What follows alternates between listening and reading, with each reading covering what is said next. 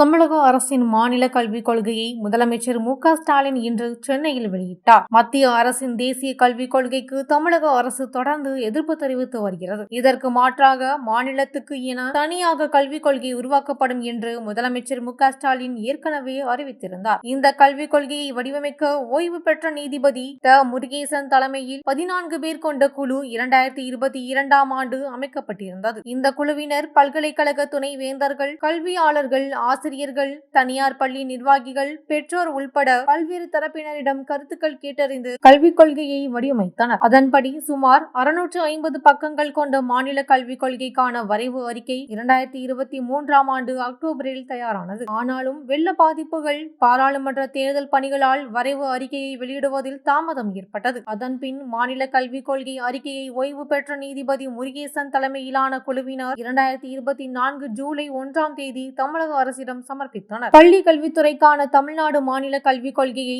கோட்டூர்புரத்தில் உள்ள அண்ணா நூற்றாண்டு நூலக கட்டிடத்தில் நடைபெற்ற நிகழ்ச்சியில் முதலமைச்சர் மு.க.ஸ்டாலின் வெளியிட்டார். அதில் மாநில பள்ளி கல்விக் கொள்கையில் இடம்பெற்றுள்ள முக்கிய அம்சங்களை கூறியுள்ளார். பள்ளி கல்வியில் தமிழ் முதல் மொழியாக இருக்க வேண்டும். தொடக்க நிலை முதல் பல்கலைக்கழகம் வரை தமிழ் வழி கல்வியில் வழங்குதல் அவசியம். தமிழ்நாட்டில் தமிழ் மற்றும் ஆங்கிலம் ஆகிய இருமொழி கொள்கை பின்பற்ற வேண்டும். ஸ்போக்கன் இங்கிலீஷ் போலவே ஸ்போக்கன் தமிழ் மீதும் கவனம் செலுத்த வேண்டும். 3, 5 மற்றும் 8ஆம் வகுப்புகளுக்கு பொதுத் தேர்வுகள் இருக்கக்கூடாது. நீட் தேர்வு இருக்கக்கூடாது. நீட் உள்ளிட்ட தேர்வுகளுக்கு பயிற்சி அளிக்கும் மையங்கள் மற்றும் தனியார் கல்வி நிலையங்கள் விளம்பரப்படுத்துவதை தடை செய்ய வேண்டும். 11ஆம் வகுப்பு பொதுத் தேர்வு தொடர வேண்டும். கல்லூரி சேர்க்கையின் போது 12ஆம் வகுப்பு மதிப்பெண்களுடன் 11ஆம் வகுப்பு மதிப்பெண்களும் இடம்பெற வேண்டும். கல்வி மாநில பட்டியலில் வர வேண்டும். CBSE மற்றும் சுயநிதி இன்ஜினியரிங் கல்லூரிகளுக்கான கட்டணங்களை சீரமைக்க ஒரு குழு அமைக்கப்பட வேண்டும். தனியார் விளையாட்டு பள்ளிகள், முன் தொடக்க பள்ளிகள் போன்றவற்றை கண்காணிக்க விரிவான ஒழுங்குமுறை உருவாக்கப்பட வேண்டும். 5 வயது பூர்த்தியானவர்கள்